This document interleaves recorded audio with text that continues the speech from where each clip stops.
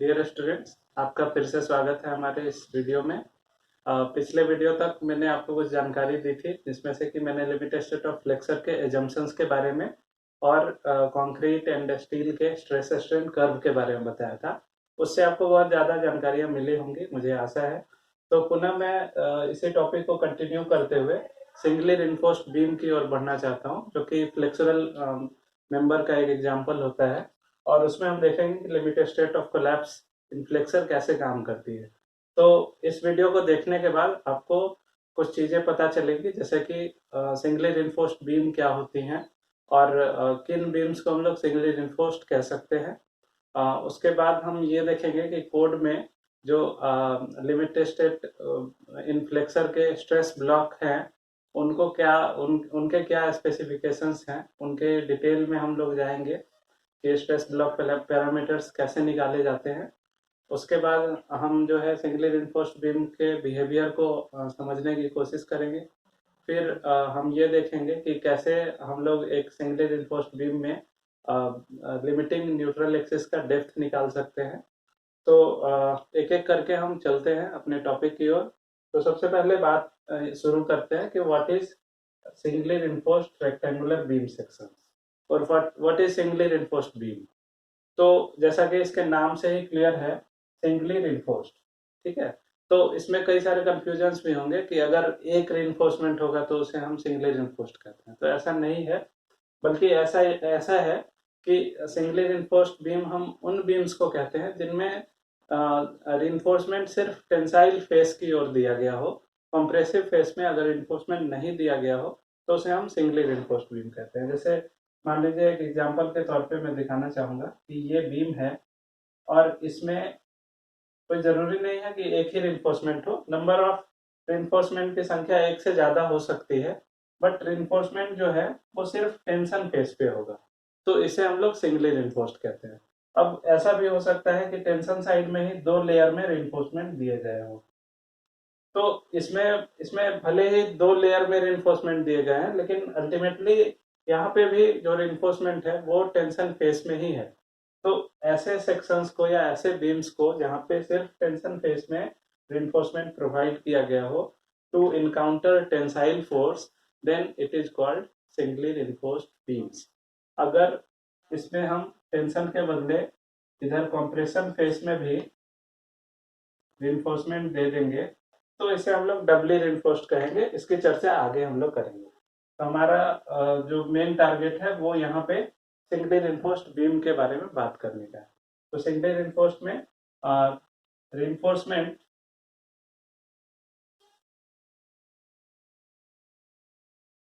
is kept only in tension phase.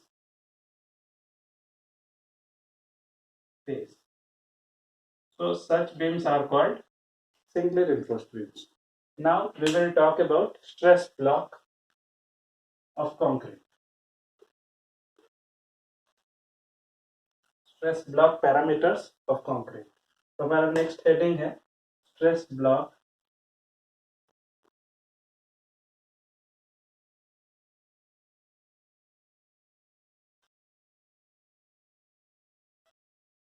तो IS code में जो लास्ट वीडियो में आपने देखा था, कुछ एजम्पशंस थे। उन एजम्पशंस का यूज करते हुए हम लोग अब अपने एनालिसिस की ओर या डिजाइन की ओर अब बढ़ सकते हैं और हम बीम का या किसी भी मेंबर का डिजाइन कर सकते हैं जो कि फ्लेक्सर के अंदर जिनके कोलैप्स होने की संभावना रहती है।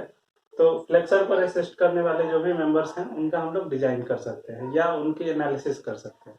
तो इसके लिए हम लोगों को स्ट्रेस ब्लॉक पैरामीटर के बारे में जाननी होगी। तो आखिर ये स्ट्रेस ब्लॉक पैरामीटर क्या है? तो मैंने आपको पहले भी बताया था कि जो स्ट्रेस स्ट्रेन कर्व है कंक्रीट का, उसको हम लोग स्ट्रेस ब्लॉक कहते हैं। इसे हम फिर से यहाँ देखेंगे सिंगली रिइंफोर्स्ड बीम के लिए। तो हम यहाँ पे एक ड्रॉ करते हैं सिंगली रिइंफोर्स्ड बीम और यहाँ पे हम देखेंगे कि there are some reinforcements in the tension side. This is neutral axis. Suppose small b is the width of beam, capital D is the total depth of beam, मैंने पहले भी बताया था कि कैपिटल डी टोटल डेप्थ होता है और small D beam का इफेक्टिव डेप्थ होता है। इफेक्टिव डेप्थ का मतलब होता है टॉप फाइबर से लेके जो रिइंफोर्समेंट है उनके सेंट्रॉइड तक का जो डेप्थ होता है या डिस्टेंस होती है उसको हम लोग इफेक्टिव डेप्थ कहते हैं।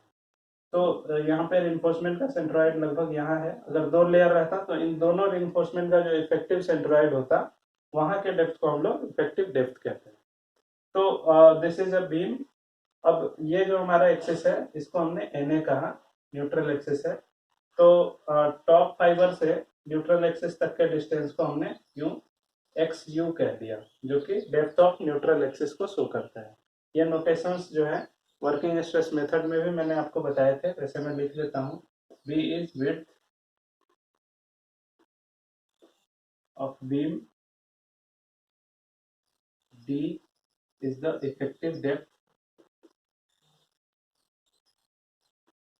इसके बाद ये जो स्टील है इनका जो एरिया है वो ए एस टी है, ठीक है। तो यहाँ पे X U depth of N A S T area of steel.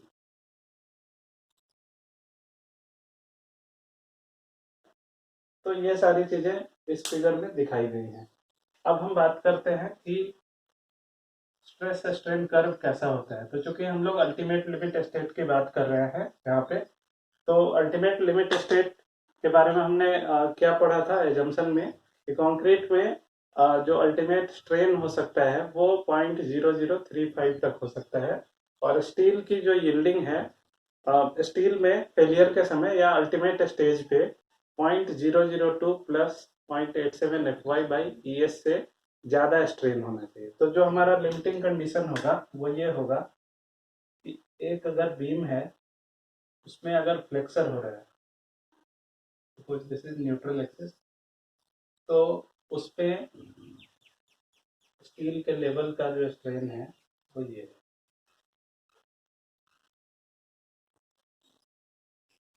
अब ये स्ट्रेन 0.0035 तक हो सकते हैं, जिसे ई एप्सिलॉन सी यू कहते हैं कंक्रीट के लिए अल्टीमेट, और ई एस यू ये 0.002 प्लस 0.87 FY/ES।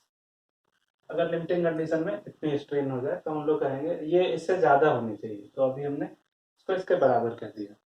तो मान लीजिए ये दोनों लिमिटिंग कंडीशंस अगर पहुंचते हैं तो इसे हमने क्या कहा, ये स्ट्रेन डायग्राम है।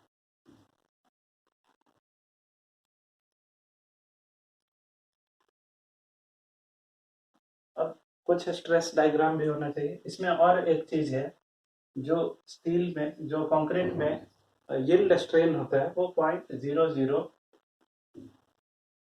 पे होता है, यानी 0.002 के बाद कंक्रीट की यील्डिंग हो जाती है और उसके बाद जो स्ट्रेन का स्ट्रेस स्ट्रेन कर्व है वो कांस्टेंट हो जाता है। अब इसके बाद कंक्रीट में स्ट्रेन होता है लेकिन स्ट्रेस नहीं बढ़ता, तो वो इस वैल्यू पे है, तो वो सर्टेन डेप्थ पे होगी और टॉप फाइबर पे 0.0035 स्ट्रेन हो जाएगा। तो हम अब यहाँ से भी कुछ लाइन खींच सकते हैं, यहाँ से कुछ लाइन खींच सकते हैं ताकि मैं स्ट्रेस ब्लॉक को ड्रॉ कर सकूं। तो अब देखिए यहाँ पे अगर स्ट्रेन इतना है तो सॉरी, यहाँ पे अगर स्ट्रेन 0.002 है तो 0.002 स्ट्रेन पे हमारे कंक्रीट का स्ट्रेस कितना होना चाहिए। अब यहाँ हम डिजाइन कर्व की बात करेंगे, यहाँ पे कैरेक्टरिस्टिक कर्व की बात पे ही करेंगे। तो हमारा जो डिजाइन कर्व था वो कुछ इस तरह से था, आपको याद होगा। कंक्रीट के लिए ये स्ट्रेन थी और ये स्ट्रेस था। तो 0.002 के बाद ये कर्व जो है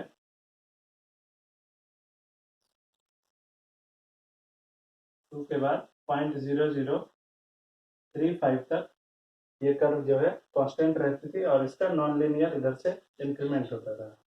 ये स्ट्रेन 0.0035 होता था और यहाँ पे जो स्ट्रेस होता था 0.446 एफसी के, ये डिजाइन कर दें। अब इस कर्व को अगर मैं इधर एक बार रोटेट करके और फिर ऐसे रोटेट कर दूं तो कर्व कुछ इस तरह से हो जाएगा। इधर मैंने स्ट्रेस को रख दिया और इधर स्ट्रेन को रख दिया, तो कर्व का शेप कुछ इस तरह से, यही शेप जो है पैराबोलिक ही रहेगा। तो यहाँ पे कंक्रीट में भी ऐसे पैराबोलिक शेप हम लोग ऐसे देख सकते हैं। तो यहाँ पे जो पैराबोला है ये धीरे धीरे स्ट्रेस बढ़ रही है, जैसे जैसे स्ट्रेन इधर बढ़ रहा है, जैसे जैसे हम डेप्थ ऊपर की तरफ बढ़ते हैं यहाँ न्यूट्रल एक्सिस से, तो स्ट्रेन बढ़ता जा रहा है, क्योंकि स्ट्रेन के रिस्पेक्ट में स्ट्रेस जो है वो इस तरह से वैरी करेगा। तो स्ट्रेन लीनियरली बढ़ रही है और स्ट्रेस जो है वो कहाँ पे फुल स्ट्रेस मिल जाएगा, जो यील्ड पॉइंट होगा, यानी 0.002 पे। इसके कॉरेस्पॉन्डिंग यहाँ पे जो वैल्यू मिलेगी वो कितनी मिलेगी, 0.446 एफसी के, और यही वैल्यू यहाँ तक भी रहेगी। तो ये वैल्यू हमारा हो जाएगा 0.446 एफसी के।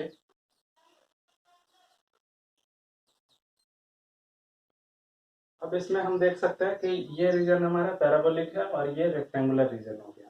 ठीक है, इसको मैं मिटा देता हूँ कि यहाँ से ये रेक्टेंगुलर है और ये पैराबोला है। मैं यहाँ पे ये लिख सकता हूँ, इधर अब स्टील के लेवल में कुछ टेंसाइल फोर्स लगेगा जिसको TU कहते हैं, अल्टीमेट टेंशन। तो इस समय अब चूंकि ये स्टील जो है वो यील्ड कर चुकी है, तो इसमें स्ट्रेस कितना होगा, 0.87 FY। हम हमेशा डिजाइन करके बात करेंगे, तो यहाँ पे स्ट्रेन हो जाएगा 0.87 FY, सॉरी स्ट्रेस 0.87 FY होगा और फोर्स जो हो जाएगा इंटू AST हो जाएगा। ठीक है, तो इधर टेंसाइल फोर्स लगेगा और यहाँ पे हम देख सकते हैं ये अभी स्ट्रेस है कंक्रीट का।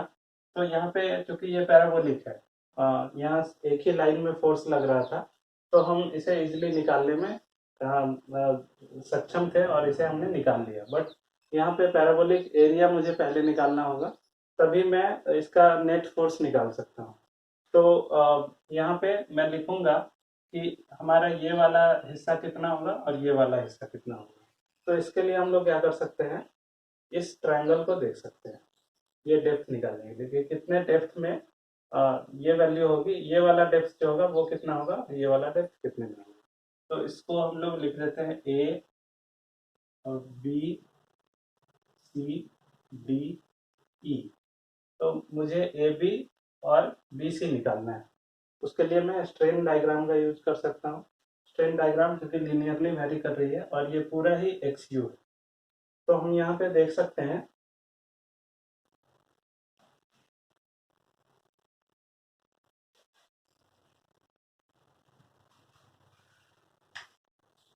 अब इस सिमिलर ट्रायंगल में हम लिख सकते हैं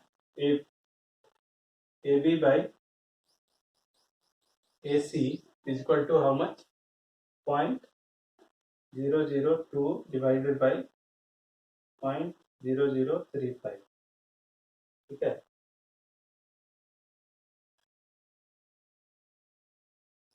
AB बाई AC। हाँ, तो ये हो जाएगा ये हो जाएगा 4/7। ठीक है, तो 4/7। अब AC की वैल्यू कितनी है, XU है, this AC is equal to XU।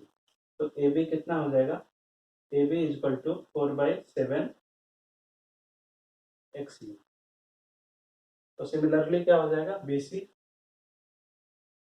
Is equal to 3/7 XU हो जाएगा, क्योंकि 4 + 3 इज इक्वल टू 7। तो ये 3/7, ये 4/7, टोटल 1 हो गया। तो इसे हम लिख सकते हैं यहाँ पे 3/7 और इसे 4/7।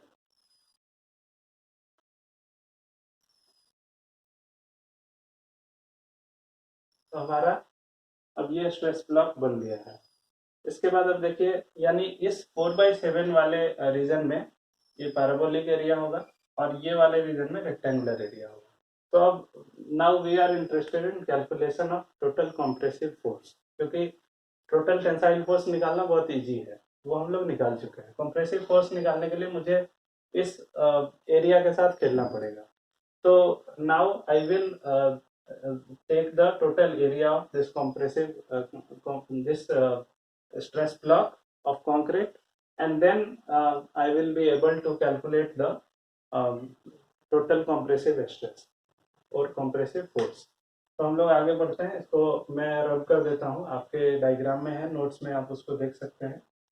तो हम देखते हैं कि अब मुझे इसका एरिया निकालना है। मुझे एक्चुअली निकालना क्या है, पूरी कंप्रेसिव फोर्स जो कंप्रेशन मेंबर में लग रही है, यानी न्यूट्रल एक्सिस के ऊपर का जो कंप्रेशन पार्ट है उसमें कितना फोर्स लग रहा है वो मुझे निकालना है, क्योंकि ultimately I have to calculate moment. और मोमेंट तभी निकाल पाएंगे जब कंप्रेसिव फोर्स और टेंसाइल फोर्स दोनों पता हो जाएगा, तो दोनों के बीच में लीवर आर्म से मल्टीप्लाई कर देंगे। तो now we are interested in this compressive force. तो ये कैसे निकलेगा, तो पहले हम इस ब्लॉक का एरिया निकाल लेंगे, उसके बाद उसको बीम के विड्थ के साथ गुना कर देंगे। तो देखते हैं हम area of A B, area of A C, A B C D E. This area is equal to area, ये पैराबोला है, parabolic area A B E plus area rectangular है, ये हिस्सा रेक्टेंगुलर है, तो बी सी डी ई। हम लोग देखेंगे इस एरिया के लिए मुझे क्या करना होगा। ये कितना है 4/7, और चूंकि ये पैराबोला है तो पैराबोला का अगर एरिया की प्रॉपर्टी आप लोगों को पता होगी तो उस प्रॉपर्टी से आप इसको लिख सकते हैं कि इसका एरिया जो होगा 2/3 ऑफ दिस रेक्टेंगल होगा। अगर कोई ऐसा रेक्टेंगल हो, इसमें अगर कोई पैराबोला इस तरह से हो, तो ये वाला एरिया इस पूरे रेक्टेंगल के एरिया का 2/3 होता है। अगर ये वाला एरिया हो इस तरह से और इस हिस्से का एरिया निकालना हो, तो ये 1/3 of this area of rectangle होता है। तो यहाँ पे 2/3 हो जाएगा। तो हम लोग लिखेंगे 2/3 into A B into B E plus rectangle का area C D into B C, B C into C D.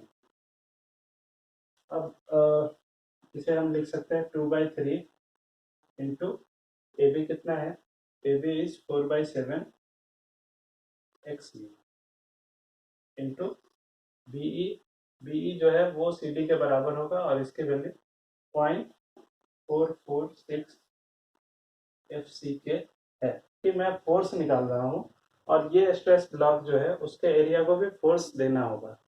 तो यहाँ पे देखिए फोर्स कब निकलता है, अगर हम स्ट्रेस में 2 डायमेंशन से मल्टीप्लाई करें, यानी ब्रेड्थ और यानी एरिया से अगर हम मल्टीप्लाई करेंगे स्ट्रेस में तो हमें फोर्स मिलेगा। तो यहाँ पे देखिए एफ सी के साथ एक्स यू मल्टीप्लाई हो रहा है, तो सिर्फ एक ही डायमेंशन से मल्टीप्लाई हो रही है, एक और डायमेंशन की जरूरत है और वो डायमेंशन बीम का विड्थ हो जाएगा, क्योंकि फोर्स निकालना है। और ये पूरा ही जो हमारा ये क्रॉस सेक्शन है बीम का,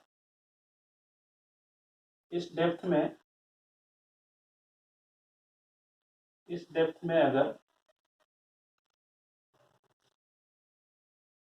स्ट्रेस ब्लॉक पूरे पूरे बीम का जो क्रॉस सेक्शन है न्यूट्रल एक्सिस के ऊपर, वो ये है, बी इसकी विड्थ है और स्ट्रेस इतने में लग रहा है।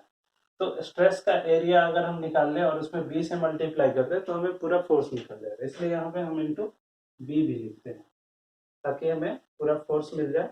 तो उसके बाद फिर से यहाँ पे नीचे लिख सकते हैं प्लस बी सी, तो ये हो जाएगा बी सी 3/7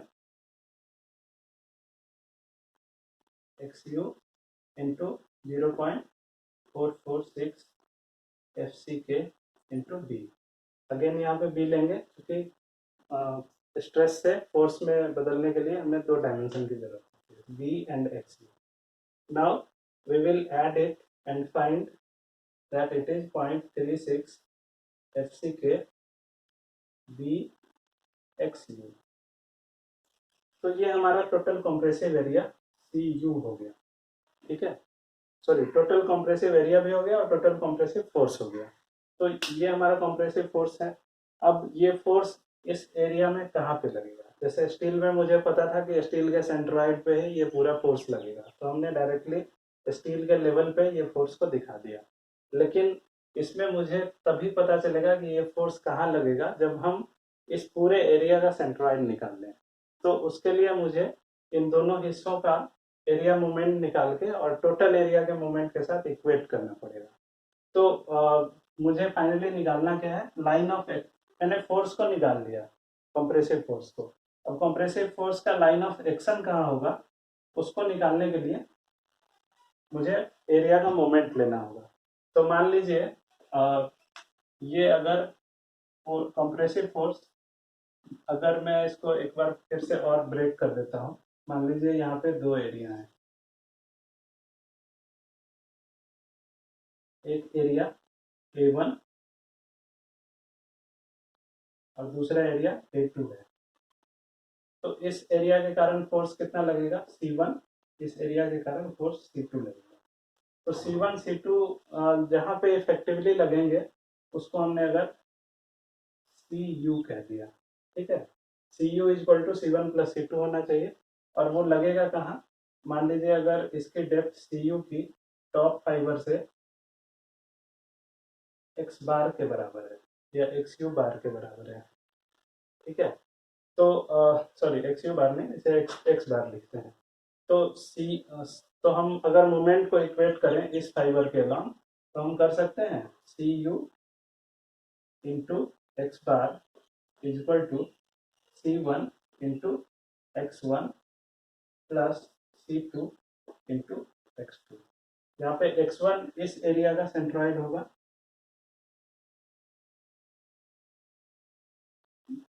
और X2 इस एरिया का सेंट्रॉइड होगा। तो इस तरह से हम लोग मोमेंट को इक्वेट करके ये एक्स बार निकाल सकते हैं। तो यहाँ पे भी हमें एक्स बार निकालना है, यानी कहाँ पे टोटल कॉम्प्रेसिव फोर्स लगेगा वो मुझे निकालना है। इस कॉम्प्रेसिव फोर्स को थोड़ा यहाँ पे लिख देता हूँ। मान लीजिए ये कॉम्प्रेसिव फोर्स टॉप फाइबर से एक्स बार की दूरी पे लग रहा है, इसे हमने CU कह दिया। तो अब मैं डायरेक्टली CU निकालने की ओर चलता हूँ। तो यहाँ पे मैं लिख सकता हूँ CU into X bar equal to C1 X1 plus C2 X2। अब CU के बदले में लिखूंगा 0.36 FCK B XU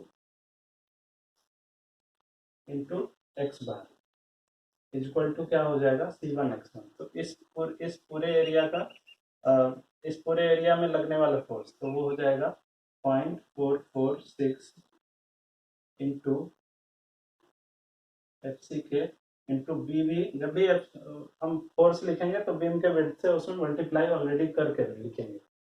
तो ये CD की लेंथ जो हो जाएगी 0.446 FCK इंटू बी हो जाएगी। बी ऑलरेडी उसके साथ इंक्लूड रहेगा।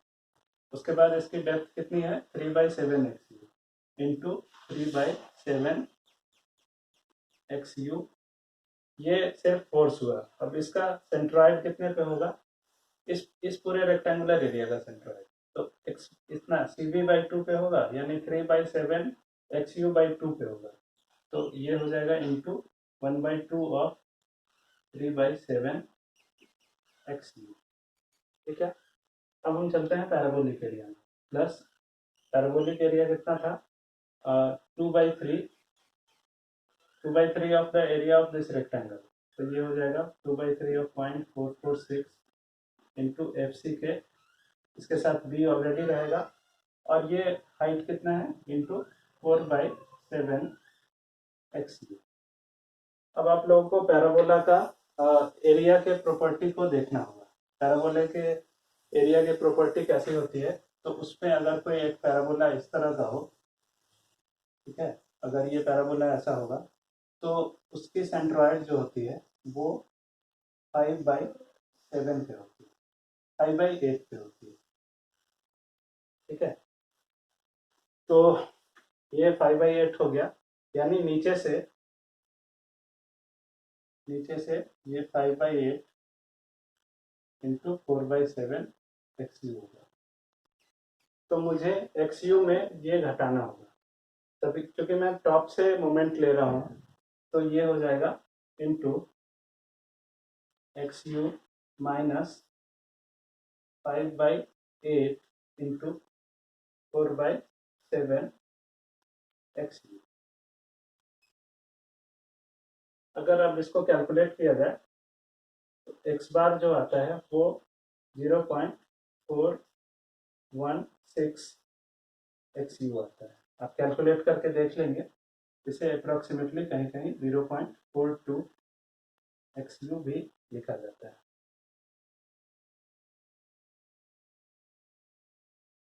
तो इस तरह से हमने देखा कि हमारा जो कंप्रेसिव फोर्स है वो कितना होगा, 0.36 FC के इंटू BXU, और ये एक्ट कहाँ पे करेगा, तो टॉप से 0.42 XU के डिस्टेंस पे, जहाँ पे XU जो है न्यूट्रल एक्सिस की डेप्थ हो गई।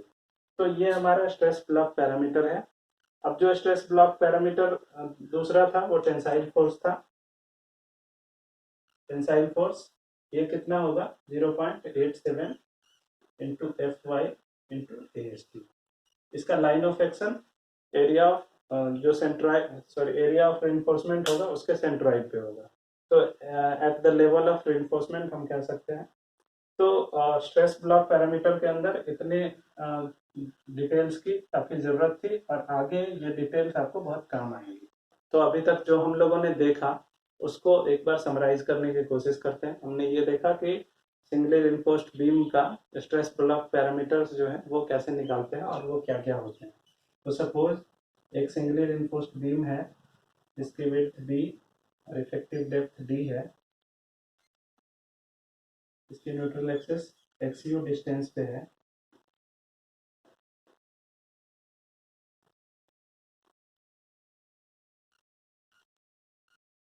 ये एरिया ऑफ स्टील AST है। तो इसका स्ट्रेस ब्लॉक और स्ट्रेन, पहले स्ट्रेन डायग्राम खींच सकते हैं।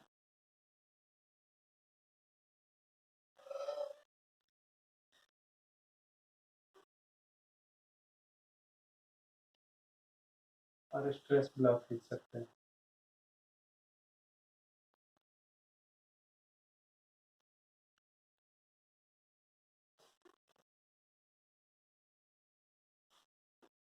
ये स्ट्रेन 0.002 होना चाहिए, ये 0.0035 होना चाहिए, और ये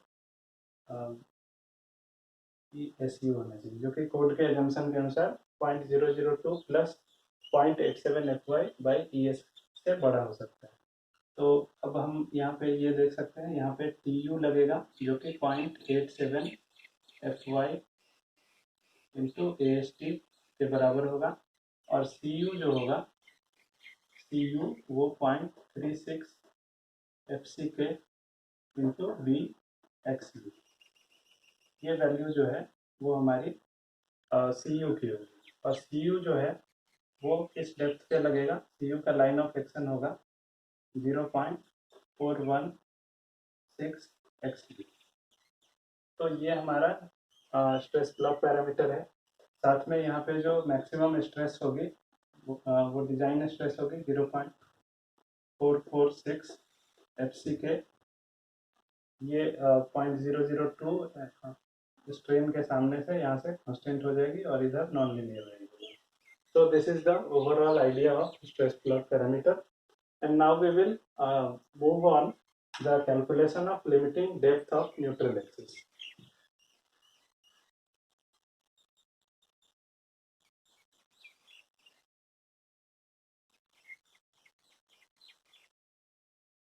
Limiting depth of neutral axis. This is very important aspect. Whenever we talk about any beams in flexor, there is a limiting depth of neutral axis.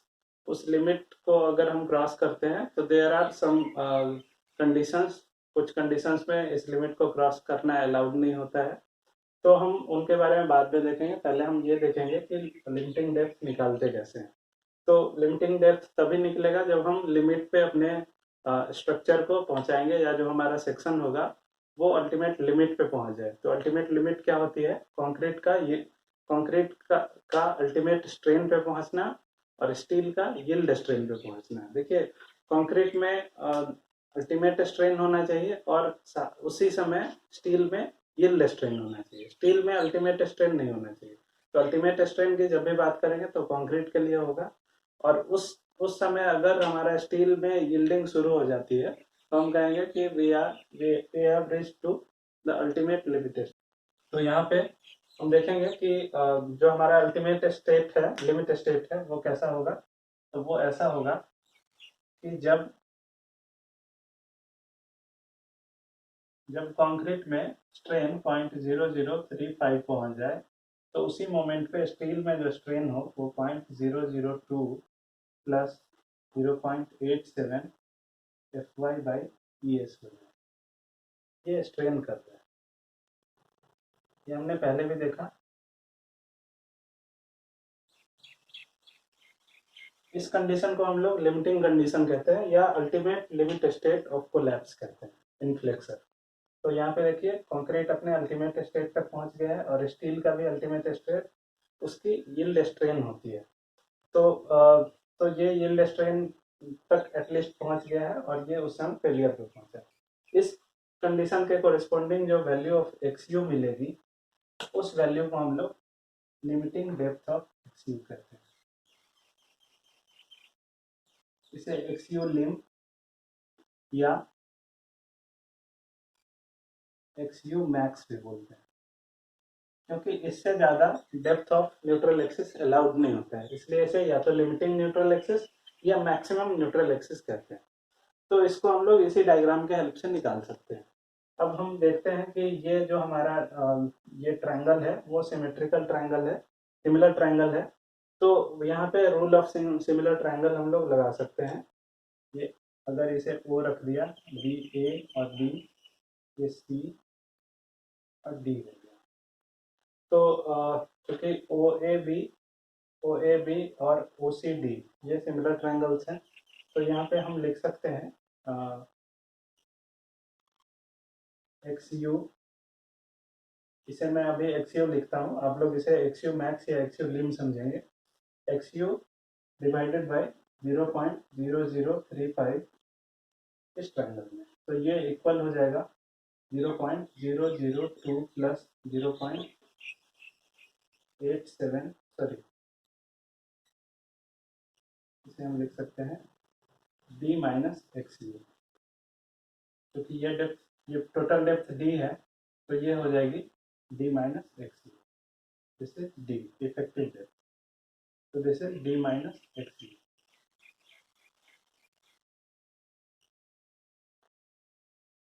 d minus xu divided by 0.002 plus 0.87 FY/ES। अब यहाँ पे मैं क्या कर सकता हूँ कि यहाँ पे मैं कंपोनेंडो एंड डिविडेंडो लगा सकता हूँ, या इसको मैं इधर ले आता हूँ। X U by D minus X U equal to 0.0035 divided by 0.002 plus 0.87 y/ES। अब मैं कंपोनेंडो एंड डिविडेंडो लगा सकता हूँ। यहाँ पे हम लोग ये जानते हैं कि a बाई बी अगर c बाई डी के बराबर हो, तो हम उसे ये लिख सकते हैं a by A plus B equal to C by C plus D. ये हाई स्कूल के लेवल पे हमने सीखा था।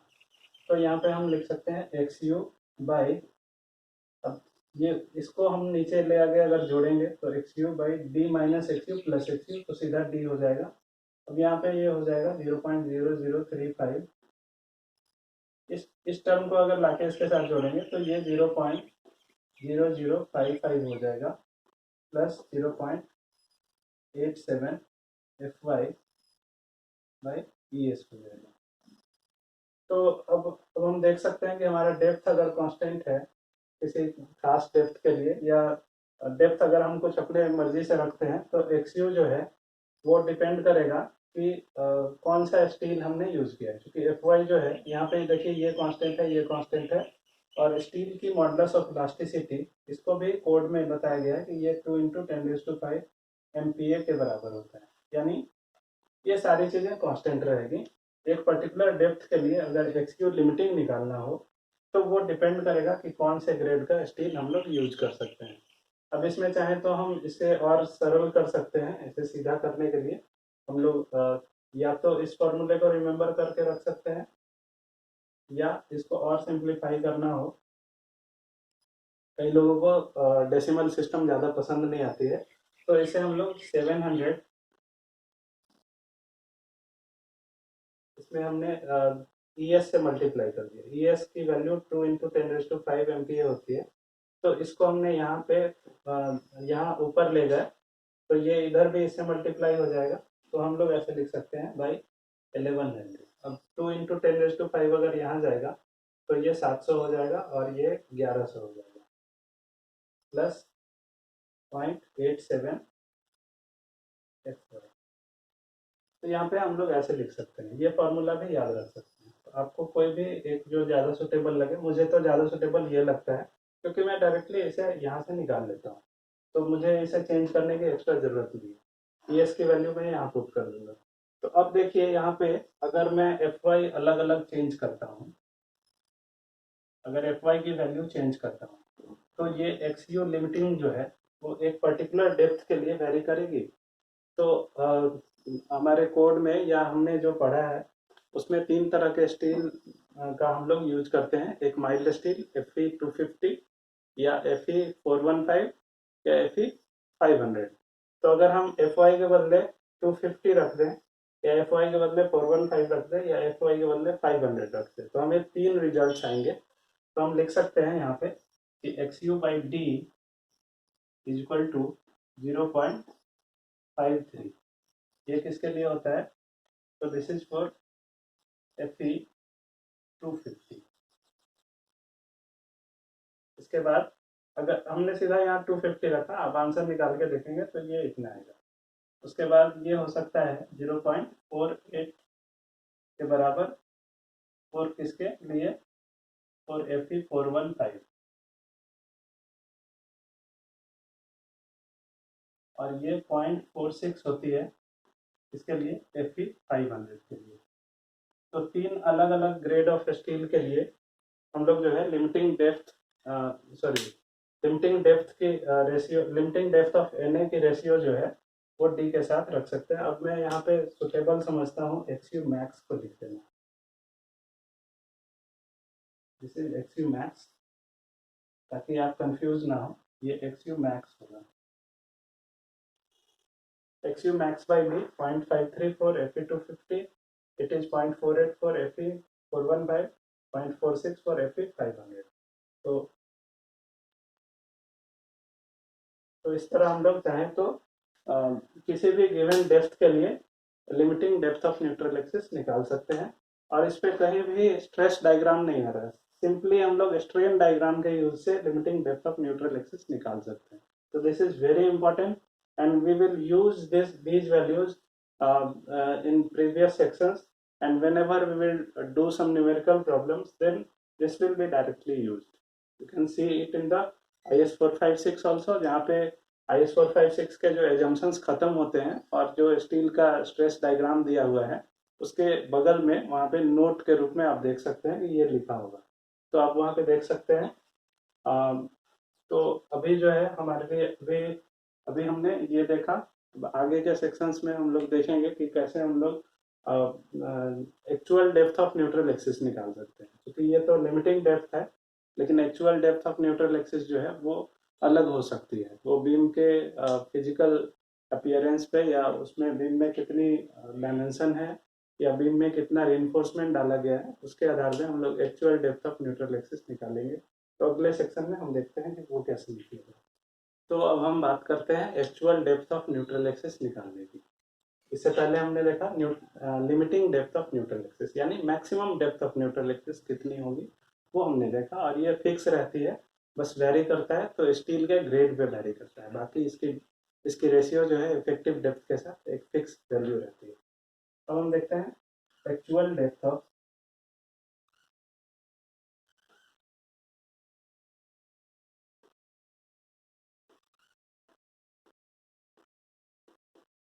एक्चुअल डेप्थ, यानी बीम की डायमेंशन कैसी है और बीम में कितना स्टील डाला गया, इसके बेसिस पे हम लोग निकाल सकते हैं कि जो एक्चुअल डेप्थ है न्यूट्रल एक्सिस का वो कितना है। लिमिटिंग डेप्थ जो होगा वो तभी अचीव हो पाएगा जब दोनों ही कंक्रीट और स्टील दोनों ही लिमिटिंग स्टेज पे एक साथ पहुंच जाए, तो हम लोग लिमिटिंग स्टेज को दिखा सकते हैं, और उसके लिए सिर्फ स्ट्रेन डायग्राम की जरूरत है। लेकिन एक्चुअल डेप्थ ऑफ एनी निकालने के लिए हमें स्ट्रेस डायग्राम की जरूरत पड़ती है, और वहां पे हम लोग किसी भी बीम के लिए हम चाहें तो actual depth of neutral axis निकाल सकते हैं, और उसको निकालने का एक ही तरीका है कि you equate compressive force with tensile force. Total compressive force should be total tensile force, and this will give you the actual depth of neutral axis।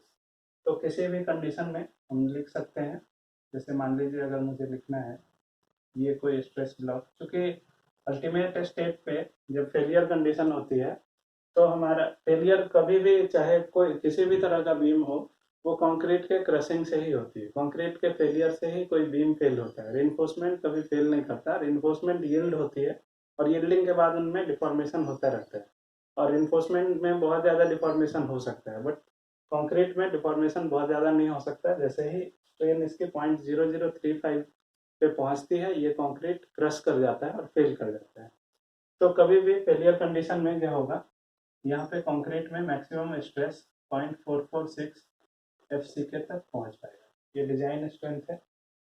और जो हमारा सीयू है, सीयू इसे हमने कैलकुलेट करके देखा था, ये 0.36 into F C K into B x you इसके बराबर थी। और जो टेंसाइल फोर्स था हमारा पी यू, ये कितना था। अब ये डिपेंड करता है कि स्टील में स्ट्रेस कितना है। तो मान लीजिए स्टील में स्ट्रेस एफ एस टी है, एफ एस टी इंटू ए एस टी, ठीक है। क्योंकि स्टील में कोई ज़रूरी नहीं है कि फुल जो यील्ड स्ट्रेस हो वो डेवलप हो गया हो सकता है कि स्टील यील्डिंग ना हुई हो, क्योंकि फेलियर कभी भी होगा तो कंक्रीट के अल्टीमेट स्ट्रेस पे या अल्टीमेट स्ट्रेन पे पहुंचने के बाद फेलियर होगी, और उस समय हो सकता है कि स्टील में यील्डिंग हुई हो या नहीं हुई हो, या यील्डिंग से ज़्यादा स्ट्रेन हो गया हो। तो हम लोग जो है, अगर मान लीजिए यील्डिंग हो गया, तो हम लोग इस स्टील के स्ट्रेस को 0.87 FY लिखते हैं। लेकिन अगर स्टील की यील्डिंग नहीं हुई तो हम इतना उसे नहीं लिख सकते, इसलिए हमने सारे केसेस को कंसिडर करने के लिए सिर्फ यहाँ पे FST लिख दिया। FST मतलब स्ट्रेस इन स्टील। अगर यील्ड कर गया होगा तो हम लोग इसे 0.87 FY से रिप्लेस कर देंगे। अगर यील्ड नहीं किया है तो हम लोग इसे लिखेंगे कि ये FST है। तो CU इक्वल टू TU करने से हमें actual depth of neutral axis निकल जाती है। वो कैसे निकलेगी, तो देखिए यहाँ पे हम लिखते हैं CU कितना है, 0.36 FCK into B into X, और TU कितना है, FST इंटू AST। तो XU हमारा निकलेगा, XU निकलेगा FST into AST divided by 0.36 into FCK into B। तो ये जो हमारा वैल्यू है, ये हमारा वैल्यू फॉर ऑल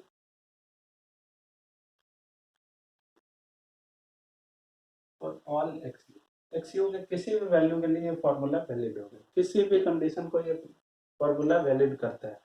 लेकिन अगर हम बात करेंगे कि हमारा स्टील अगर यील्ड कर गया हो, तो ये फॉर्मूला हम लोग रिवाइज कर देंगे, उसको लिखेंगे XU इज इक्वल टू 0. अगर स्टील यील्ड कर गया तो यील्ड स्ट्रेस जो होती है स्टील की वो 0.87 Fy मानी जाती है। After applying the factor of safety of 1.15, it is 0.87 Fy by AST divided by 0.36 into FCK into B। तो कोड में जहाँ भी आप फॉर्मूला देखते होंगे वो ये फॉर्मूला आपको दिखता होगा, क्योंकि कोड ने कभी नहीं कहा है कि कंक्रीट के फेल होने से पहले स्टील यील्ड ना करे। कंक्रीट कोड ने हमेशा कहा है कि स्टील को यील्ड कर जाना चाहिए, उसके बाद ही कंक्रीट को अपने अल्टीमेट स्ट्रेन पे पहुंचना चाहिए, या एटलीस्ट उसके साथ पहुंचना चाहिए। तो इसलिए कोड में हमेशा हम लोग ये वैल्यू देखेंगे। अगर मुझे सारे केसेस को कंसिडर करना है तो मैं ये लिख सकता हूँ, लेकिन कोड के अनुसार ये फार्मूला वैलिड होगा। तो इस फार्मूले की लिमिटेशन क्या है, X U should be less than और equal to X U max. आगे हम डिटेल में चर्चा भी करेंगे। तो अगर लिमिटिंग जो limiting value of neutral axis है, limiting depth of neutral axis है, अगर उससे छोटी या उसके बराबर तक हमारी न्यूट्रल एक्सिस की डेप्थ रहती है तो ये फॉर्मूला वैलिड होगा। लेकिन अगर एक्स यू की वैल्यू एक्स यू मैक्स से ज़्यादा हो जाती है तो ये फॉर्मूला हमारा वैलिड नहीं होगा, क्योंकि वैसे कंडीशन में स्टील की स्ट्रेस इतनी नहीं रहती, उससे कम रहती है। तो ये हम लोग उस केस में इस स्टील के एक पर्टिकुलर स्ट्रेस को निकालेंगे और तब देखेंगे। हम एक न्यूमेरिकल प्रॉब्लम भी देखेंगे कैसे हम लोग इस कंडीशन को टैकल करेंगे। तो this is how we can calculate actual depth of neutral axis. अब इसमें हम लोग ये भी कर सकते हैं कि यहाँ पे हम लिख सकते हैं, अगर मुझे परसेंटेज रेनफोर्समेंट के टर्म में या रेनफोर्समेंट रेशियो के टर्म में इस फॉर्मूले को चेंज करना है तो मैं लिख सकता हूँ, क्योंकि रेनफोर्समेंट रेशियो जो होता है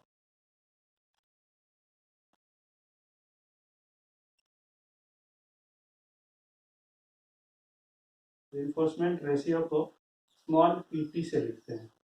पीटी मतलब परसेंटेज भी कई जगह बोलते हैं, लेकिन यहाँ पे मैंने इसे रेनफोर्समेंट रेशियो लिखा है ऑफ टेंसाइल स्टील।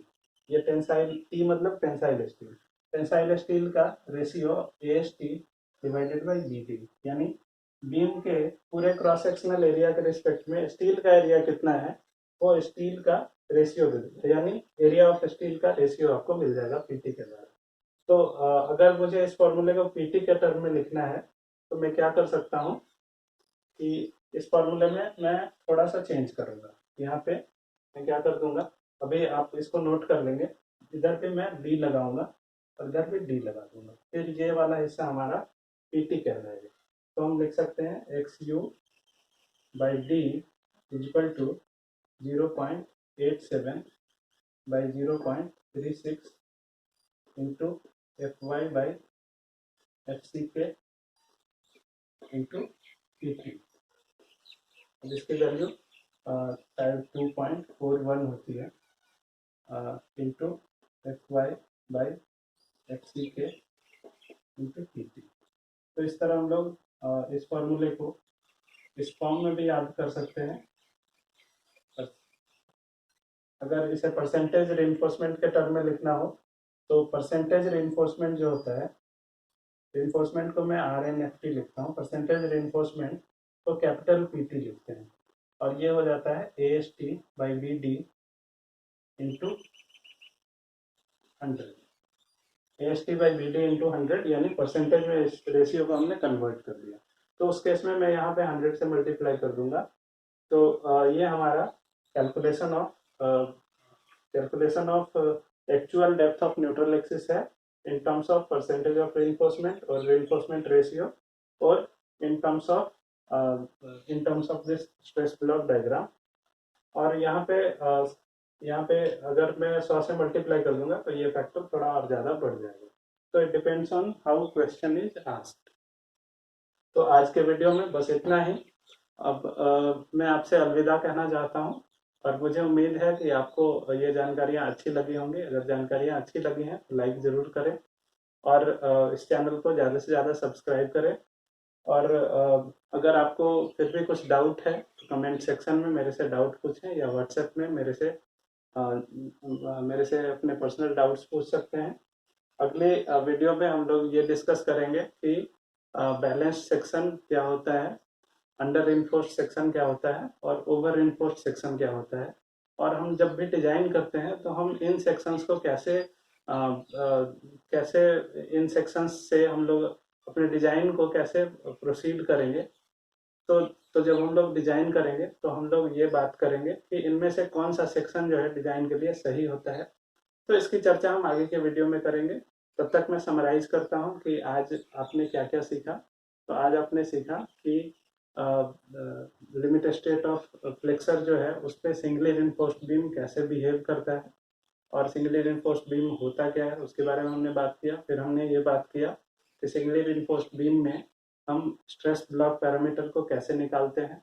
उसके बाद हमने बात किया कि limiting depth of neutral axis कितनी होती है।